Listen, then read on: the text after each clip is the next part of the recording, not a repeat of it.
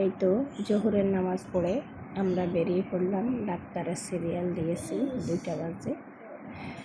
রিকশায় উঠে বসলাম, রিকশা থেকে নেমে সিএনজি নিলাম। সিএনজি থেকে নেমে চট্টগ্রাম আগ্রাবাদ চৌমনি ডাক্তারের চেম্বার খুঁজতেছি।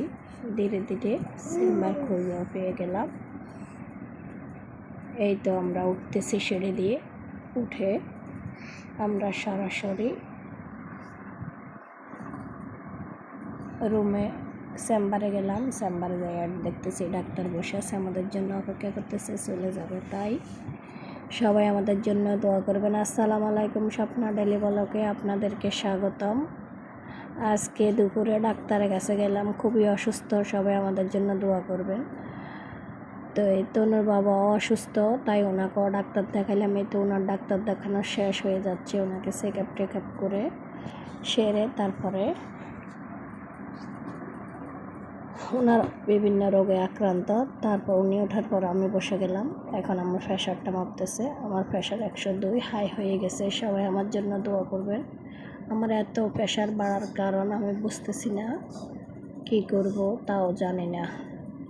তারপরে তো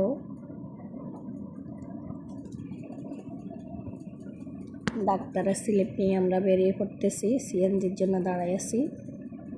সামনে রবিসিনের লোক আছে, ওই লোকটা আমাদেরকে হাই দিচ্ছে, হাই কেমন আছেন। তারপর আমরা সিএনজির জন্য দাঁড়িয়ে আছি। অবশেষে সিএনজি পেয়ে গেলাম। সিএনজিতে উঠে আমরা এই তো বাসার সামনে নেমে গেলাম।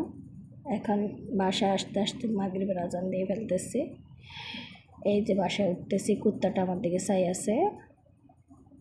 আপনারা সবাই কেমন আছেন? চ্যানেলটা নতুন, সাবস্ক্রাইব করে দিবেন অবশ্যই।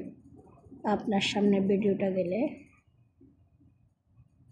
ফলো দিয়ে ব্যাক দিবেন।